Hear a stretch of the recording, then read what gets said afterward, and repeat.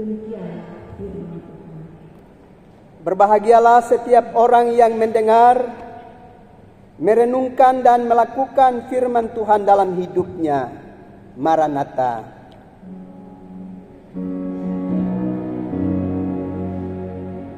Maranatha, Maranatha, Maranatha.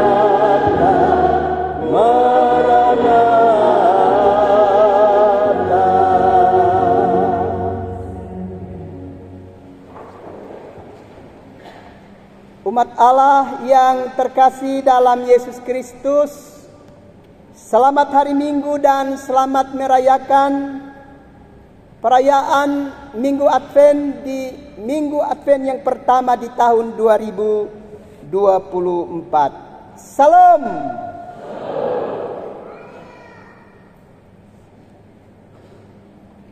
Hari ini kita sudah memasuki hari pertama di bulan terakhir tahun 2024. Sekaligus kita dapat merayakan Minggu Advent yang pertama. Dan kita semua ingat bahwa Advent adalah suatu masa di mana sebagai orang-orang percaya kita mau mempersiapkan diri untuk menanti kedatangan Tuhan Yesus Kristus yang adalah juru selamat dunia. Dan kita juga ingat bahwa Minggu Advent adalah masa-masa yang penuh dengan banyak kesibukan dan masa mempersiapkan segala sesuatu.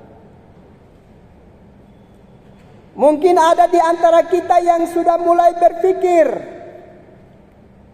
untuk Natal tahun 2024 mesti gunakan gaun seperti apa, atau mempersiapkan makanan dan minuman seperti apa, baik untuk keluarga atau juga para tamu yang nanti diizinkan mengunjungi tempat kediaman kita. Karena itu segala persiapan tentu akan kita persiapkan. Mulai dari memperhatikan tembok rumah kita. Jangan sampai juga ada gorden yang harus diganti. Dan berbagai hal lainnya sebagai bentuk persiapan kita memasuki perayaan Minggu Advent dalam rangka untuk menyambut kedatangan Tuhan dalam peristiwa Natal.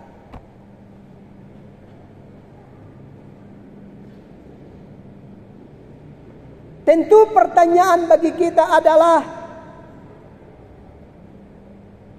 apa sesungguhnya yang mesti kita lakukan dan kita persiapkan untuk menyambut kedatangan Tuhan dalam kehidupan kita, dalam kehidupan keluarga kita, dan dalam kehidupan pribadi kita masing-masing. Kalau kita perhatikan Injil Lukas pasal yang ke-21, ayatnya yang ke-34 sampai dengan ayatnya yang ke-38, maka Tuhan Yesus mau menegaskan kepada kita agar jangan sampai ada di antara kita orang-orang percaya yang gagal dalam menanti kedatangan Tuhan dengan tidak bersiaga penuh dalam memiliki kualitas hidup yang berkenan di hadapan Tuhan.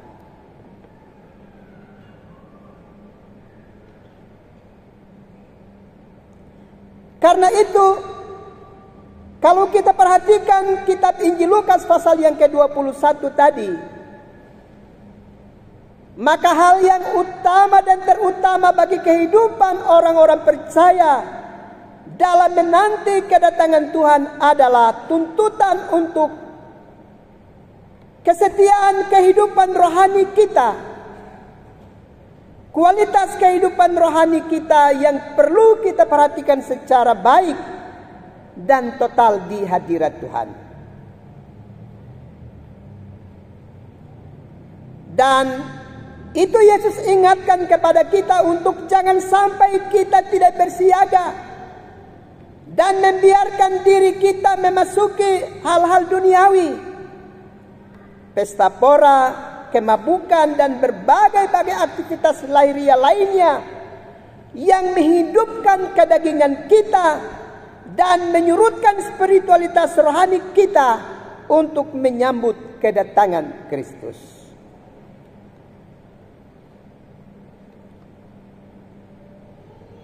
Akhir-akhir ini kalau kita menyaksikan aktivitas kehidupan kita umat manusia, maka apabila giliran tiba sebuah pesta perayaan pernikahan,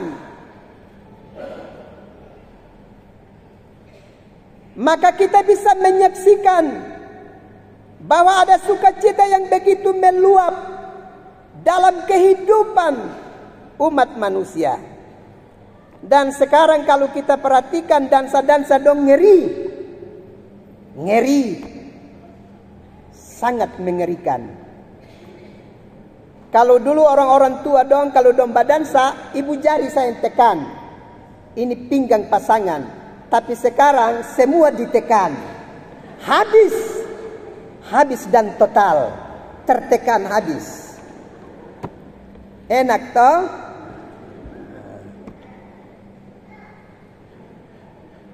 Jadi rupanya ada kerinduan yang begitu meluap. Kira-kira ada di mana lagi dan dapat undangan kok tidak, atau tidak dapat undangan juga. Kalau pas masuk di musik bebas, terjun bebas. Luar biasa memang. Tapi itulah dunia kita hari ini, tanpa batas dalam segala perkara kehidupan. Tapi peringatan itu sudah diingatkan kepada kita oleh Yesus melalui bacaan firman Allah tadi. Jangan sampai kita masuk dalam kelompok orang-orang yang sedang menyibukkan diri kita dengan pesta pora dan mabuk-mabukan, dan kita gagal mempersiapkan diri kita sebagai orang-orang percaya yang memiliki kualitas hidup yang berkenan kepada Tuhan. Karena itu bacaan firman Allah tadi menegaskan kepada kita tentang kualitas kehidupan rohani mesti kita hidupkan dan kita bangkitkan dalam rangka kesiapan kita untuk menyambut kedatangan Tuhan. Dan ingat, Tuhan pasti akan segera datang. Karena langit dan bumi akan berlalu, tapi perkataan Tuhan tidak pernah berlalu. Dan kita juga mesti ingat bahwa kedatangan Tuhan itu misteri bagi kehidupan kita sekalian. Tidak terduga. Karena itu tugas kita adalah berjaga-jaga dan memperhatikan kualitas hidup kita sebagai orang percaya, dengan tidak menodahinya dengan praktik-praktik kehidupan yang hanya mau menghidupkan kedagingan kita, tapi menyurutkan spiritualitas rohani kita setiap saat.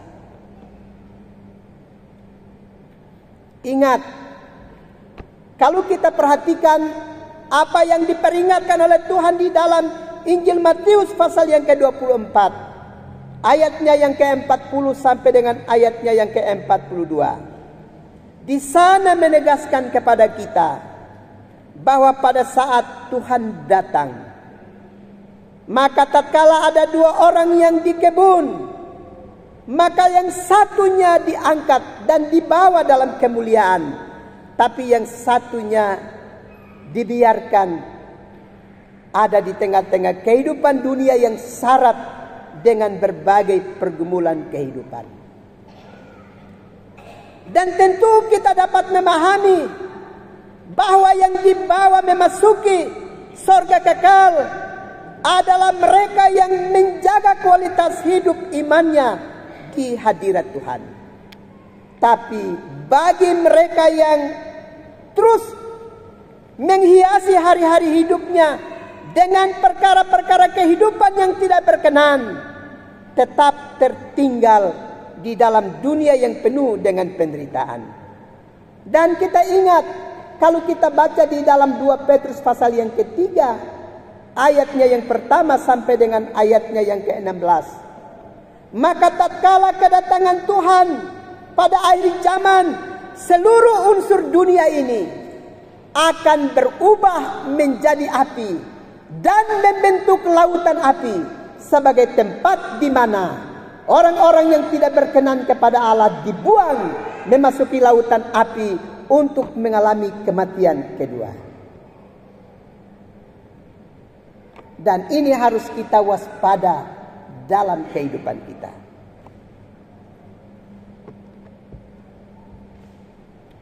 Bahkan di dalam pertama Tesalonika pasal yang pertama, ayat yang keempat, ayat 16 dan 17. Di sana firman Allah dengan tegas mengingatkan kepada kita bahwa ketika Tuhan datang kembali, maka yang pertama-tama dilakukan adalah Kristus akan membangkitkan orang-orang yang mati di dalam Tuhan.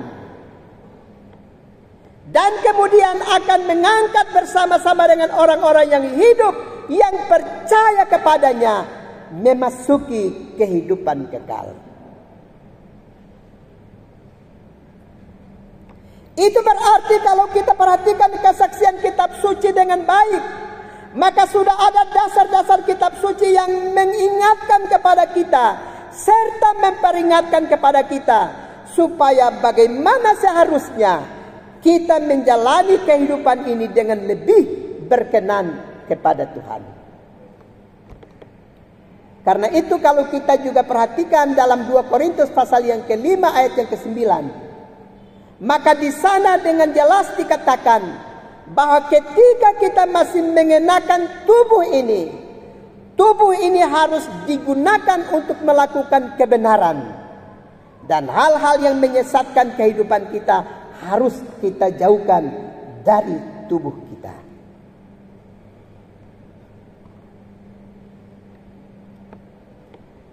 Dan lebih jauh daripada itu, dalam bacaan firman Allah tadi ditegaskan bahwa hidup kita harus dipenuhi dengan ketekunan dalam doa, pujian dan penyembahan kepada Kristus. Sebab di dalam pertama Tesalonika pasal yang pertama ayatnya yang ke-10, di sana firman Allah juga menegaskan bahwa kita harus benar-benar berserah penuh kepada Yesus Kristus dalam pujian dan doa kita kepadanya, karena Dia adalah satu-satunya pribadi yang akan meloloskan kita dari murka Allah. Saya menunjukkan data-data kitab suci itu untuk kita harus ingat dengan baik. Dan di dalam Wahyu pasal yang ketiga ayat yang ke-10, setiap orang yang tekun dengan Tuhan Yesus dengan sungguh-sungguh dan hidup di dalam firman-Nya akan dilindungi oleh Yesus di saat hari Tuhan itu akan tiba. Bahkan di dalam bacaan yang kita baca tadi dengan tegas dikatakan, orang-orang yang tekun dalam doa, dalam pujian dan penyembahannya kepada Tuhanlah yang akan mampu berhadapan dengan Kristus yang datang. Dan ini penting, harus kita perhatikan dengan baik dalam hidup kita.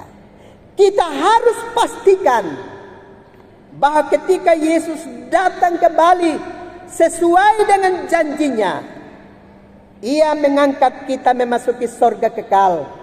Karena Dia sudah berjanji dalam firman-Nya dalam Injil Yohanes 14 ayat yang ketiga, saya pergi lebih dahulu menyediakan tempat bagi kamu, dan saya akan datang menjemput kamu, sehingga tempat di mana saya berada, kamu pun berada.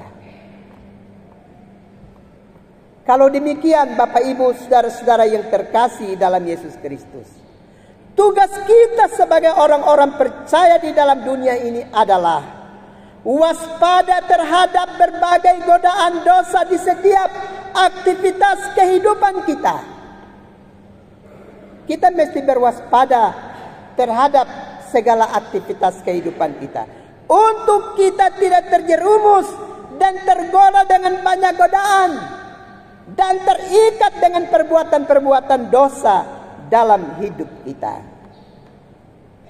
Saudara-saudara yang bekerja di kantor, hati-hati supaya tidak terjerumus dan terjebak dalam perbuatan-perbuatan dosa, lantaran karena tidak jujur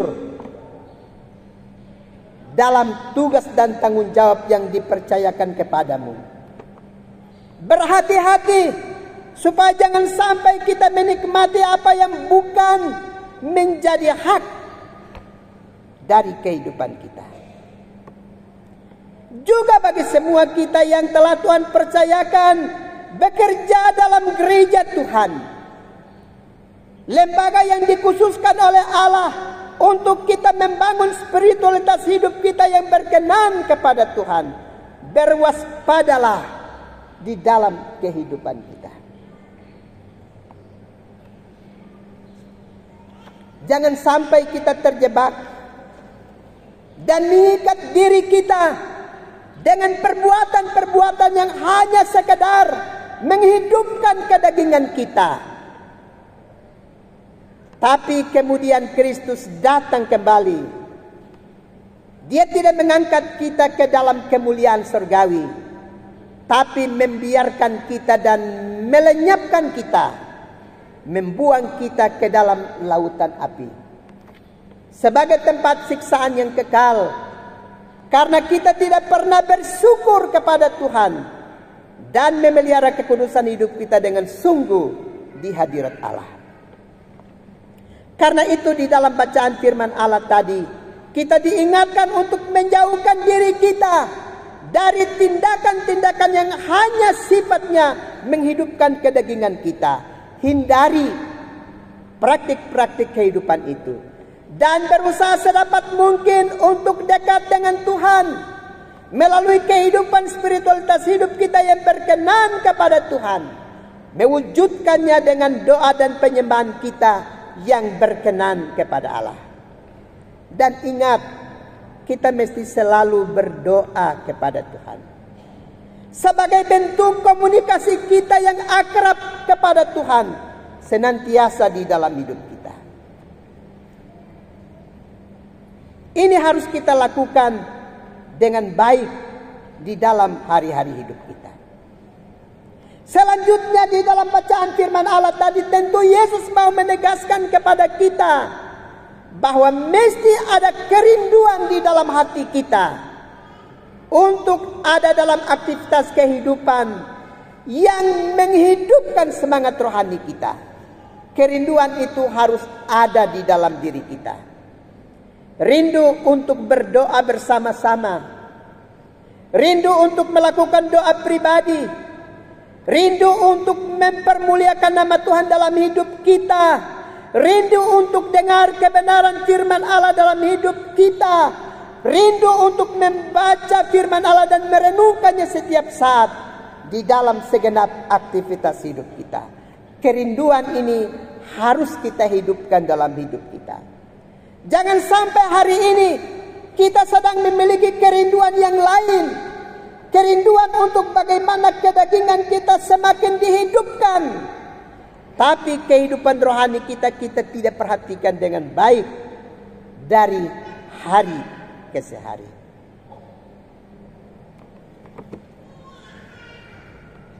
Bapak Ibu saudara-saudara yang terkasih dalam Yesus Kristus, karena itu perhatikan baik-baik nasihat Yesus kepada kita.